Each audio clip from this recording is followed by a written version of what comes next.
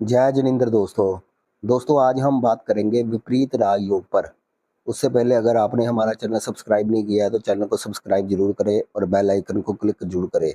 दोस्तों, विपरीत राजयोग एक ऐसा विषय है जो पूर्ण रूप से अगर हम अध्ययन करें और उसकी बात कुछ और होती है, लेकिन प्रैक्टिकल रूप से जब हम उसको चार्ट पे लगाते हैं तो उसकी बात अलग होती है, क्योंकि बहुत सारे विपरीत राजयोग खंडित हो जाते हैं। लेकिन हम पढ़ते हैं कि 6 8 12 भावों के स्वामी 6 8 12 में हो तो विपरीत राजयोग बनता है। या इनके स्वामियों का संबंध ऐसे बने तो विपरीत राजयोग बनता है। लेकिन बहुत सारे मैटर में विपरीत राजयोग के फल नहीं मिलते हैं, उसकी दशा महादशा में भी कोई विशेष फल हमें देखने को कई बार नहीं मिलता है। कुछ कुंडलियों में इसका फल अच्छा मिल भी जाता है। तो वो मैं आज आपको एक एग्जाम्पल चार्ट से ये बताने वाला हूँ। जो मैंने अभी चार्ट आपके सामने दिखाया है, वैसे तो ये गोचर चार्ट है, किसी पर्सन का चार्ट नहीं है। तो जिस समय मैं वीडियो बना रहा हूँ उसी समय का ही चार्ट है, लेकिन इस समय में विपरीत राजयोग की स्थिति बन रही है, वो मैं आपको यहाँ पर दिखाने की कोशिश करूंगा।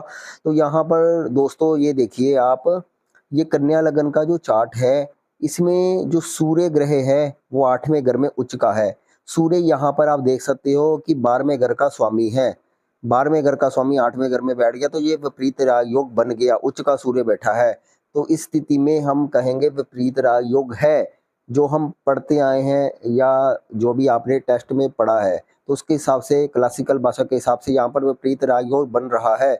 लेकिन मुद्दे की बात ये है, इतने सालों में मैंने हमेशा यही कहा है, बहुत सारी रिसर्च में भी यही कहा है, फेसबुक पर भी बहुत सारी पोस्ट के माध्यम से भी यही कहा है, कितने सालों से मैं लिखता आया हूँ कि विपरीत राजयोग का जो फल होता है वो लगन पर डिपेंड करता है। पहले तो जो हमारा जो लगन होता है उसके एंटी प्लेनेट का जो होता है 6 8 12, तो विपरीत राजयोग का फल मिलता है। यहाँ पर जैसे सूर्य और बुध तो मित्र हो गए, इस लगन में हम फिर भी सूर्य को 12वें घर का स्वामी, क्योंकि उसकी एक ही राशि पड़ती है, तो यहाँ पर उसका एंटी ही मानेंगे। तो इस प्रकार से सूर्य यहाँ पर विपरीत राजयोग जरूर बनाएगा, लेकिन क्या उसका फल मिलेगा, मैं उसके बारे में बात कर रहा हूँ। उसके फल को ये चार्ट रोक रहा है। किस प्रकार से रोक रहा है आपको मैं ये बताता हूँ कि उसके फल को रोक इसलिए रहा है क्योंकि जहाँ पर जो लगन है, कन्या लगन है, उसका स्वामी बुध बनता है। और बुध आप देख रहे हो कि 7वें घर में यहाँ पर आपको नीच का दिखाई दे रहा है। तो 7वें घर में बुध यहाँ पर नीच का होने से लगन कमजोर हो गया, लग्नेश कमजोर हो गया। तो जब लग्नेश के पास बल नहीं होता तो वो 6 8 12 भाव के स्वामियों से फल नहीं ले सकता।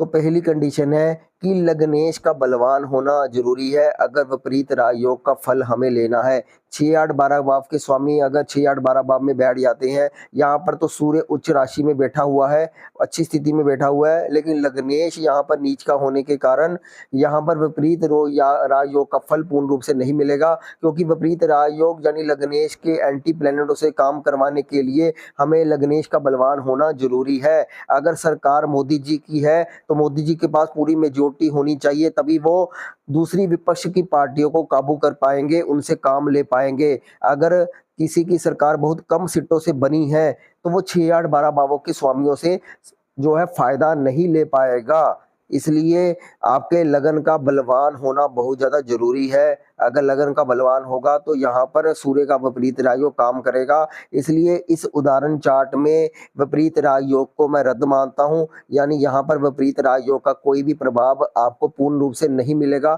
छोटा मोटा कहीं बेनिफिट हो सकता है, लेकिन पूर्ण अगर सूर्य की महादशा आती है तो विपरीत राजयोग के पूर्ण अच्छे रिजल्ट यहाँ पर नहीं दिखाई देते, यानी उतनी इंटेंसिटी में आपको कोई अच्छे फल प्राप्त होते हुए नहीं दिख रहे, क्योंकि यहाँ पर बुध कमजोर है, बुध लग्नेश है। और लग्नेश होने के कारण ये यहाँ पर जो बुध है सूर्य से उतना काम नहीं ले पाएगा, कमजोर रहेगा।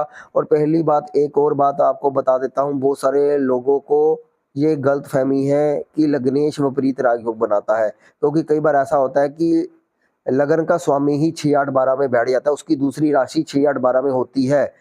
तो ऐसे केस में आपको ध्यान रखना है कि लग्नेश कभी भी विपरीत राजयोग नहीं बनाता है, चाहे वो 6, 8, 12 भाव में चला जाए, उसकी दूसरी राशि 6, 8, 12 भाव में क्यों ना पड़ जाए। तो विपरीत राजयोग की पहली कंडीशन यही है, लग्नेश विपरीत राजयोग नहीं बनाएगा। लग्नेश का बलवान होना जरूरी है। लग्नेश अगर अस्त हो जाता है, वक्री हो जाता है, नीच हो जाता है, तो वहां पर जो विपरीत राजयोग ग्रह बना रहा है उसमें कमी आएगी ही आएगी, उसमें कम मात्रा में आपको रिजल्ट मिलेंगे, और कुछ में कम मात्रा में मिलेंगे, किसी में बिल्कुल भी नहीं मिलेंगे। इस बात का ध्यान रखें। धन्यवाद दोस्तों। वीडियो पसंद आए तो वीडियो को लाइक करें और चैनल को सब्सक्राइब जरूर करें। धन्यवाद दोस्तों।